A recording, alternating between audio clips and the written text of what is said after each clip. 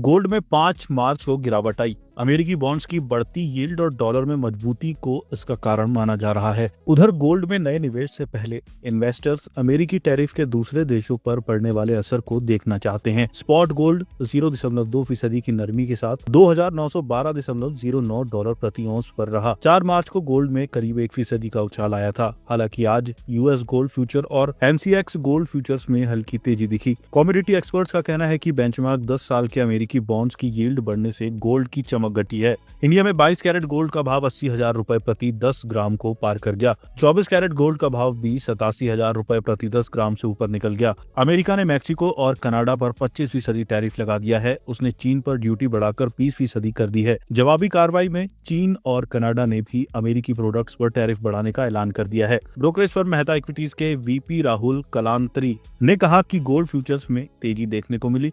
इसकी वजह यह है कि टैरिफ वॉर को लेकर अनिश्चितता बढ़ने का असर गोल्ड पर पड़ा है। गोल्ड को सबसे सुरक्षित एसेट माना जाता है। इन्वेस्टर्स को ADP एम्प्लॉयमेंट रिपोर्ट और US non farm payroll data का इंतजार है। उधर चीन में अगर सरकार नए पैकेज का ऐलान करती है तो गोल्ड की चमक बढ़ सकती है। गोल्ड के लिए $2,888.2,868 प्रति औंस पर सपोर्ट है। इसे $2,922 से $2,940 प्रति औंस पर रेसिस्टेंस का सामना करना पड़ेगा। इंडिया में गोल्ड के लिए 86,450 से 86,220 रुपए प्रति 10 ग्राम पर सपोर्ट है।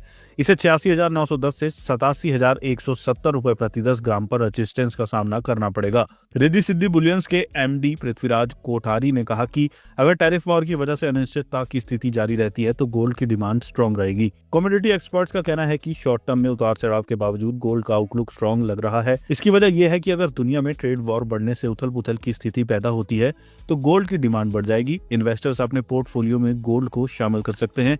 ये पोर्टफोलियो का डाइवर्सिफिकेशन के लिए जरूरी है। पोर्टफोलियो का 5 से 10% गोल्ड में हो सकता है।